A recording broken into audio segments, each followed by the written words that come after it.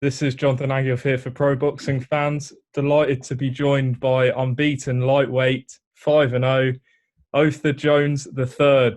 Otha, how you doing, man? I'm doing good. How about you? Yeah, all good. Can't complain.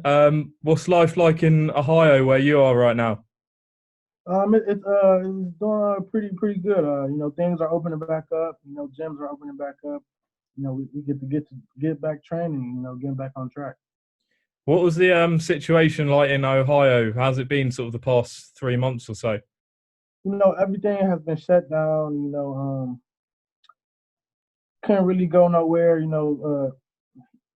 My house to my boxing gym, and that's it. I had to sometimes I had to just sleep at my boxing gym so I can train. Tough times. But we're through it, and we're back on track. Hmm.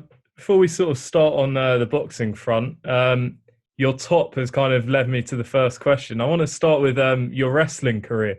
So you've Yeah. sort of had a bit of a wrestling career before you got into boxing. Talk to me about how that came about and what happened there. My brother started wrestling when he was in high school.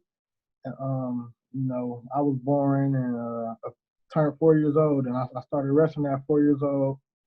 What 4 years old, then I grade school, and then high school, and it just helped a lot with boxing. I just appreciate the wrestling background. So did you win? Did you win any titles in wrestling or anything? Yeah, I was a three-time state champion, one-time runner-up. Nice. Yeah, impressive. So were you impressed? Did you see Tyson Fury a few months ago in the wrestling in Saudi Arabia? Man, that was fake. That's the WWE. That's planned. They have a little scripture before they go out there and stuff like Yeah. So in what ways did it help you when you sort of started boxing? that. The toughness first. The feet placement. The lateral movement, and and kind of my swag. I get most of my swag from wrestling. Hmm. I mean, let's sort of touch on your amateur career a bit. As I understand it, almost 300 fights. So you had a very long amateur career. Talk to me about what it was like. I know you picked up a couple of titles as well. I was 276 and 13. I started boxing when I was 8 years old. And from 8 years old through what I would say 16, 17, I was, me, my dad, and my brother, we would get on the road every weekend. We'll call out the best guys, and whoever's the best, we want to fight them all. And we was on the road every weekend. Then we start, building up. Then we start going to tournaments, and I started winning tournaments. And then 22-time national champion. Hmm. What were you quite a big boxing fan growing up then? Did you watch many fighters? Not so much when I was like 8 through 12. I wasn't that much, but like, I started hearing Floyd Mayweather, and names like Pernell Whitaker and stuff like that, and I just, it excited me. And as then I started watching, and I just was a fan. Hmm. Which ones stand out? Is it Floyd and Pernell Whitaker? Yeah, Floyd, Pernell Whitaker, and Roy Jones Jr. I used to be like, oh, that's my cousin because we got the same last name. He's one of my favorites too. Yeah, definitely. Let's talk about you signed with Matchroom Boxing USA. We got to see you in England not so long ago. First of all, what was it like signing with Matchroom so early on in your career and such sort of an established promoter like Eddie Hearn? It was very great. Being from America and signing with Matchroom is very big because not only does he signed people from U.S., he signed people from Italy. Man, he signed people from all over. And it's just great to get the experience because I was on the USA team, the youth USA team. We was going all over, traveling and stuff. And I like to traveling. So being with Eddie, I can travel and I can, stay at home sometime, or I can fight overseas. And this is a very great experience. He's been sort of full of praise for you in sort of your early career. He's predicting quite a big future for you. What does it mean? What does it mean, sort of having that kind of backing from Eddie? It just feels good, being dreaming of moments like these are great. So I just have a big chip on my shoulder, and I'm always hard on myself in the gym and sparring, and the running and everything, because I know that I have everybody looking at me, and I have a high standard. So it's very good, but I can handle it. It's pressure, but I've been made for this. Talk to me about that fight at York Hall, the famous York Hall in England. Oh my God, I, York I, rem- Hall. I remember that. I was actually at that fight, and the reception you got from the British fans, the atmosphere in there. What was it all like? The atmosphere was amazing. The crowd was so loud. And, I was pretty excited myself to go to London and fight in London, because on Instagram I have more London fans than United States fans. So I was real pumped up, and when the crowd seen me, I mean, they love me, and I just appreciate all the love that I had in London, and I would like to go again because it's so phenomenal. Yeah, I mean, you, Regis Prograis was obviously over here last October. Amo Williams was on the undercard as well. They all say sort of, the talking about the UK fans and the atmosphere. How important do you think it is for more US fighters to come over here and sort of experience what it's like? It's very important because for me, I want to satisfy my fans. See my fans. Connect with my fans, and it's very important that I get over there because they love me over there. They love me, and I love them back. And I just want to display my style and to display my fighting spirit in London. So I love it. And you thought, wasn't it the week after you were straight back out there? Yeah, the week after I was right back in the U.S. Were you not tired? Great. No, I wasn't tired. In the amateurs, you have a tournament, and depending how many people you have in your bracket, you might fight every day for a week straight. So being in the amateurs, it helps a lot because I was, like I said, I'm a 22-time national champion. So I'm pretty used to fighting for a week straight. Mm. Your last fight was obviously in Miami in January on another big card, obviously headlined by Demetrius Andrade. What did you make of your performance that night?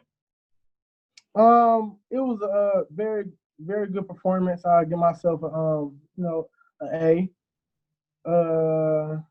The crowd, the atmosphere, it was nice because we had Logan Paul, Jake Paul. Straightforward, We had him fighting, so it was there was a lot of people there, and it was just a great atmosphere, and Miami was lovely that night. yeah. What was the experience like during fight week? Because obviously, it's becoming a bit of a pattern, sort of YouTubers being on these fight cards. What was the experience like with them? It got obviously a lot more eyes on the card. It was a very good experience. Had a lot of people because the YouTubers and stuff like that, and we had a busy. The hotel was busy. The strip was busy. It was just overall a busy card, and the fans. I had some famous people I met, so it was a very good experience. Mm. Obviously, sort of today it was announced that Eddie Hearn's going to be putting on some shows in the back garden of Matchroom. What conversations have you had with Eddie? I mean, there's no obviously official news on shows in America, but there is talk that DAZN are going to put some on in a few weeks after this sort of fight camp. Have you had any conversations with Eddie? Not yet, but I'm pretty sure I will be getting that card real soon. Hmm. Are you looking to get out as soon as possible? Yeah, as soon as possible. That pandemic had me sitting down and just training for a while. I'm tired of just training. I'm ready to get back in the ring and display my skills and get back on focus on boxing. For those that haven't seen you fight yet, who or what fighters would you sort of compare your sort of style to? I'm always compare myself to my favorite fighter, Aaron Pryor. You know, Hawk Time. You know, I'm from Ohio, so you know that's my favorite fighter. And yeah, I can stalk you down if I want to. If you want to come and fight, I can outbox you. On Aaron Pryor, what's your sort of standout fights from him? Him and Alex Arguello. Mm. Amazing fight. I can watch that fight right now and kick my feet up and get some popcorn. I will enjoy it. Are there any fighters you're targeting? Obviously, you only had 5 fights, and you're still young, of course. But are you got any names in mind, either in America or the UK or anywhere, who you sort of targeting? Not so much of targeting, but me, I want all the smoke possible. I'm not ducking and dodging nobody. One fight in your division at the elite level, which is looking likely, is Teofimo Lopez and Vasyl Lomachenko, all the belts. What's your thoughts on that one, Otha? Who will win out of those two? Yeah. Me personally, Lomachenko is you know, he just has so much angles and stuff, and you know people can't deal with those angles. But me personally, I want Teofimo to win, but I feel in my heart that those angles and stuff, Lomachenko will win. I mean, if I'm to speak to you and say 1 or 2 years' time, where do you sort of see your career being? In 1 or 2 years, I would probably say a contender and about to be fighting for a world title. In 2 years, yeah? In 2 years, yes, sir. So are you hoping to be fast-tracked by Matchroom? Yes, sir. Brilliant. Final one I will ask you, who do you currently see as the pound for pound sort of top 3 in the world at the moment? We sort of mentioned Lomachenko. A lot of people have him up there. Who do you sort of see as the top 3 pound for pound? Top 3 pound for pound right now. Number 1, Terrence Crawford. Number 2, I would say Lomachenko. Number 3, Tyson Fury. Tyson Fury, yeah? I just don't see nobody beating Tyson Fury right now. You know, he's too slick. He moves like he's 154. And his boxing is just brilliant. And I got Tyson Fury over AJ all day. What makes you feel that Tyson Fury is such a favorite in that fight?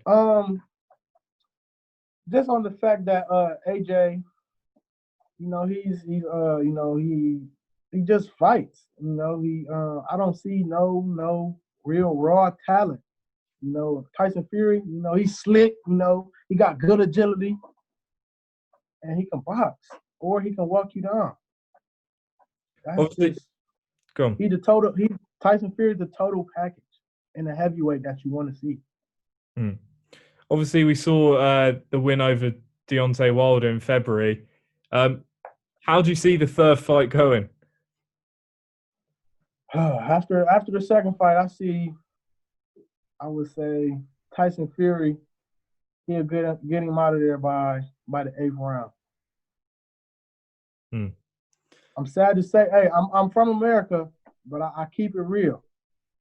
He's out of there by the 8th round. Otha, brilliant stuff. I appreciate you coming on. Before we go, tell the fans where we can follow you on your socials. You can follow me on Instagram and Twitter at Otha Jones III. I want to give a shout out to my manager, David McWaters, with Split Team Management.